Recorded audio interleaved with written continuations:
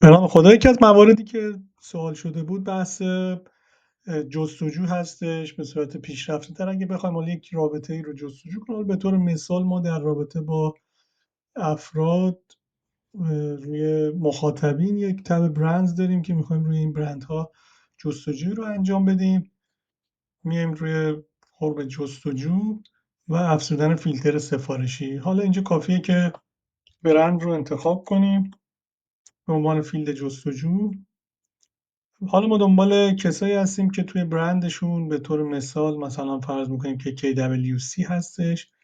من این اگر جستجو کنم خب تمام کسایی که روی برند KWC تعریف شدن اینجا میبینیم که وجود دارن. حالا ما میخوایم بگیم که کسایی که KWC یا روسی، حالا دو تا رو میخوایم سرچ بکنم اینجا. اگه من توی جستجو برگردم روی این چرخنده اگه کلیک کنم میاد توی تغییرات. من اینجا میتونم موارد دیگه رو هم اضافه کنم. به طور مثال من اینجا روسی رو اضافه میکنم. اگه نگاه کنید جستجوی قبلی 30 تا رکورد رو برگردونده و حالا با این جستجو ما کماکان همون 30 تا رو داریم، یعنی این برندها با هم دیگه تداخلی نداشتن. من برمیگردم یعنی اجتماعشون هم باز همین شد. حالا یک برند دیگر رو هم اضافه میکنیم. حالا به طور مثال فرض کنیم که قهر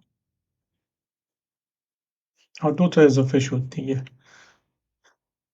و اینها در واقع شرایطشون همونجوری که میبینید KWC روسی و قهرمان هستش و به همین راحتی این رو ما خواهیم داشت. میتونیم این جستجو رو ذخیره بکنیم و بعدا ازش استفاده کنیم.